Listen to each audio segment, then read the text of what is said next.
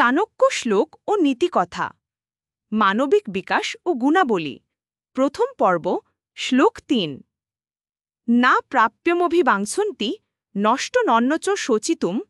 আপৎসুচ না প্রাপ্য মুইহান্তি না বা পণ্ডিত বুদ্ধায়াহ বঙ্গানুবাদ যিনি অপ্রাপ্ত বস্তু পেতে ইচ্ছা করেন না এবং যে জিনিস নষ্ট হয়ে গেছে সেই বস্তুর জন্য যার মনের ভেতর কোনো অনুশোচনা নেই আর বিপদের সময়ও যিনি এক মুহূর্তের জন্য চিন্তাগ্রস্ত হন না তিনিই হলেন জ্ঞানী ও বুদ্ধিমান ব্যাখ্যামূলক আলোচনা পৃথিবীতে আমরা কোন ব্যক্তিকে যথার্থ প্রজ্ঞাবান বলে মনে করব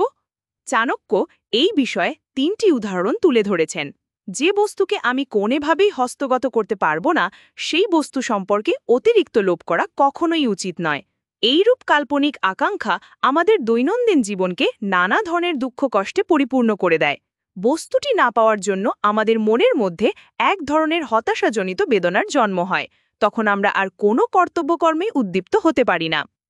যে ব্যক্তি এই সব অলীক বস্তুর কল্পনা থেকে নিজেকে দূরে সরিয়ে রাখতে সমর্থ হন তিনি অবশ্যই এক বুদ্ধিমান ব্যক্তি